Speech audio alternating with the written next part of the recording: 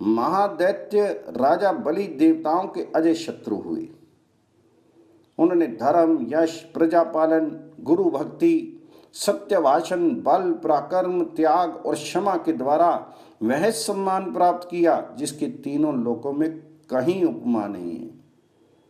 उनकी बढ़ती हुई समृद्धि देखकर देवताओं को बड़ी चिंता हुई। वे आपस में सलाह करने लगे कि हम बलि को कैसे जीते। राजा बलि के शासनकाल में तीनों लोक निष्कंटक थे। कहीं पर आदि व्याधि अथवा शत्रुओं की बाधा नहीं थी। अनावृष्टि और अधर्म का तो नाम भी नहीं था। स्वप्न में भी किसी को दुष्ट पुरुष का दर्शन नहीं होता था। देवताओं को उनकी उन्नति बाण की तरह चुभती थी। बलि की कीर्ति रूपी तलवार से वे टुकड़े टुकड़े हुए जाते थे तथा उनके शासन रूपी शक्ति से देवताओं के समस्त अंग विदीर्ण हो रहे थे।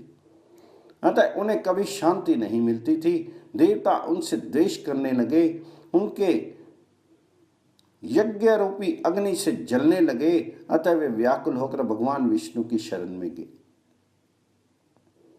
देवता बोले, शंख चक्र और गदा धारण करने वाले जगन्नाथ, हम पीड़ित हैं, हमारी सत्ता छिन गई है। आप हमारी ही रक्षा के लिए अस्त्र शस्त्र धारण करते हैं। आप जैसे स्वामी के होते हुए हम पर ऐसा दुख आ पड़ा है। हमारी जो वाणी आपको प्रणाम करती थी वही एक दैत्य को कैसे नमस्कार करेगी। सुरेश्वर, आपके ऐश्वर्य से पुष्ट हो अपने ही पराक्रम से तीनों लोकों को जीतकर हम स्थिर होंगे। दैत्य को कैसे नमस्कार करें। देवताओं का ये वचन सुनकर दैत्यों का संहार करने वाले भगवान जी ने देव कार्य की सिद्धि के लिए इस प्रकार कहा। श्री भगवान जी बोले, देवताओं, बलि मेरा भक्त है, उसे देवता और असुर कोई भी नहीं मार सकते। जैसे तुम लोग मेरे द्वारा पालन पोषण के योग्य हो वैसे बलि भी है। मैं बिना युद्ध के ही स्वर्ग में बलि का राज्य छीन लूंगा और बलि को बांधकर तुम्हारा राज्य तुम्हें लौटा दूंगा। ब्रह्मा जी कहते हैं, बहुत अच्छा कहकर देवता स्वर्ग में चले गए। इधर देवताओं के स्वामी भगवान विष्णु ने अदिति के गर्भ में प्रवेश किया। उनके जन्म के समय अनेक प्रकार के उत्सव होने लगे। यज्ञेश्वर यज्ञ पुरुष स्वयं ही वामन रूप में अवतीर्ण हुए। इसी समय बलवानों में श्रेष्ठ बलि ने अश्वमेध यज्ञ की दीक्षा ली। प्रधान ऋषि तथा वेद वेदांगों के ज्ञाता पुरोहित शुक्राचार्य ने उस यज्ञ का आरंभ कराया। स्वयं शुक्र ही यज्ञ के आचार्य थे। उस यज्ञ में भविष्य का भाग लेने के लिए जब सब देवता निकट आए, दान दो, भोजन करो, सबका सत्कार करो, पूर्ण हो गया इत्यादि शब्द यज्ञ मंडप में गूंजने लगे। उसी समय विचित्र कुंडल धारण किए साम गान करते हुए वामन जी धीरे धीरे यज्ञशाला में आ गए। आने पर वे यज्ञ की प्रशंसा करने लगे। शुक्राचार्य ने उन्हें देखते ही समझ लिया कि ये ब्राह्मण रूपधारी वामन देवता वास्तव में दैत्यों के विनाशक, यज्ञ और तपस्या के फल देने वाले और राक्षस कुल का संहार करने वाले साक्षात विष्णु हैं। बलवानों में श्रेष्ठ महातेजस्वी राजा बलि क्षत्रिय धर्म के अनुसार विजयी होकर भक्ति पूर्वक धन का दान करते हुए अपनी पत्नी के साथ यज्ञ की दीक्षा लेकर बैठे थे और भविष्य का हवन करते हुए यज्ञ पुरुष का ध्यान कर रहे थे। शुक्राचार्य जी ने वामन जी को पहचान कर तुरंत ही राजा बलि से कहा, राजन, ये जो बौने शरीर वाले ब्राह्मण तुम्हारे यज्ञ में आए हैं ये वास्तव में ब्राह्मण नहीं है। यज्ञ वाहन यज्ञेश्वर विष्णु हैं। प्रभु, इनमें तनिक भी संदेह नहीं कि ये देवताओं का हित करने के लिए बालक रूप धारण करके तुमसे कुछ याचना करने आए हैं। अतः पहले मुझसे सलाह लेकर पीछे इन्हें कुछ देना। ये सुनकर शत्रु विजयी बलि ने अपने पुरोहित शुक्राचार्य से कहा, मैं धन्य हूं जिसके घर पर साक्षात यज्ञेश्वर मूर्तिमान होकर पधारते और कुछ याचना करते हैं। अब इसमें सलाह लेने के योग्य कौन सी बात रह जाती है। ये कहकर पत्नी और पुरोहित शुक्राचार्य के साथ राजा बलि उस स्थान पर आए जहां अदिति नंदन वामन जी विराजमान थे। राजा ने हाथ जोड़कर पूछा, भगवान बताइए, आप क्या चाहते हैं तब वामन जी ने कहा, महाराज केवल 3 पग भूमि दे दीजिए और किसी धन की मुझे आवश्यकता नहीं है। बहुत अच्छा कहकर राजा बलि ने रत्न जड़ित कलश से जल दिया और वामन जी को भूमि संकल्प करके दे दी। सभी महर्षि और शुक्राचार्य चुपचाप देखते रहे।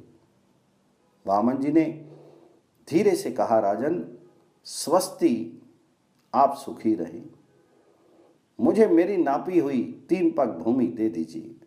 बलि ने तथा अस्तु कहकर ज्यों ही वामन जी की ओर देखा, वे विराट रूप हो गए। चंद्रमा और सूर्य उनकी छाती के सामने आ गए। उन्हें इस रूप में देखकर स्त्री सहित दैत्यराज बलि ने विनय पूर्वक कहा, जगन में विष्णु, आप अपनी शक्ति भर पैर बढ़ाइए। विष्णु बोले, दैत्यराज देखो, मैं पैर बढ़ाता हूं। बलि ने कहा, बढ़ाइए, अवश्य बढ़ाइए। तब भगवान जी ने पृथ्वी के नीचे स्थित कच्छप की पीठ पर पैर रखकर पहला पग बलि के यज्ञ में रखा, किंतु उनका दूसरा पग ब्रह्मलोक तक जा पहुंचा। उस समय उन्होंने बलि से कहा, दैत्यराज, मेरा तीसरा पग रखने के लिए तो स्थान ही नहीं है, कहाँ रखूं, स्थान दो। ये सुनकर बलि ने हंसते हुए कहा, जगन में देवेश्वर, आपने ही तो जगत की सृष्टि की है, मैं तो इसका सृष्टा नहीं हूं। यदि ये छोटा या थोड़ा हो गया तो इसमें आपका ही दोष है, मैं क्या करूं। केशव, फिर भी मैं कभी असत्य नहीं बोलता, अतः मेरे सत्य की रक्षा करते हुए आप अपना तीसरा पग मेरी पीठ पर ही रखिए। बलि का यह वचन सुनकर वेत्रयी रूप देव पूजित भगवान प्रसन्न होकर बोले, दैत्यराज, मैं तुम्हारी भक्ति से बहुत प्रसन्न हूं, तुम्हारा कल्याण हो, कोई वर मांगो। तब बलि ने जगत के स्वामी भगवान त्रिविक्रम से कहा, अब मैं आपसे याचना नहीं करूंगा। तब भगवान जी ने स्वयं ही प्रसन्न होकर उन्हें मनवांछित वर दिया। वर्तमान समय में रसातल का राज्य, भविष्य में इंद्रपद, स्वतंत्रता तथा अविनाशी यश आदि प्रदान किए। इस प्रकार दैत्यराज बलि को ये सब कुछ देकर भगवान जी ने उन्हें पुत्र और पत्नी सहित रसातल में भेज दिया और इंद्र को देवताओं का राज्य अर्पित किया। इसी बीच में उनका जो दूसरा पग मेरे लोक में पहुंचा था, उसे देखकर मैंने सोचा, ये मेरे जन्मदाता भगवान विष्णु का चरण है, जो सौभाग्यवश मेरे घर पर आ पहुंचा है। इसके लिए मैं क्या करूं जिससे मेरा कल्याण हो। मेरे पास जो ये श्रेष्ठ कमंडल है, इसे भगवान शंकर का दिया हुआ पवित्र जल है। यह जल उत्तम, वरदायक, शांतिकारक, शुभद, भोग और मोक्ष का दाता, विष के लिए मात्र रूप, अमृत में पवित्र औषध, पावन, पूज्य, ज्येष्ठ, श्रेष्ठ, गुण में तथा स्मरण मात्र से लोगों को पवित्र करने वाला है। ये जल मैं अपने पिता को अर्घ्य रूप से अर्पित करूंगा। ये सोचकर मैंने वह जल भगवान जी के चरणों में अर्घ्य रूप से चढ़ा दिया। वह मंत्र युक्त अर्ध जल भगवान विष्णु के चरणों से गिरकर मेरु पर्वत पर पड़ा और चारों भागों में बंटकर पूर्व, दक्षिण, पश्चिम तथा उत्तर दिशा में पृथ्वी पर जा पहुंचा।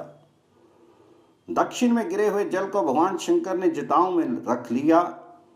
पश्चिम में जो जल गिरा वह फिर कमंडल में ही चला गया।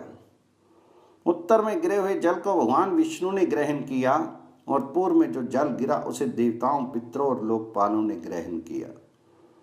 अतः वह जल अत्यंत श्रेष्ठ कहा जाता है। भगवान विष्णु के चरणों से निकलकर दक्षिण दिशा में गया हुआ जल जो भगवान शंकर की जटा में स्थित हुआ, पर्व के समय शुभ उदय करने वाला है। उसके प्रभाव का स्मरण करने से समस्त अभिलक्षित वस्तुओं की प्राप्ति होती है।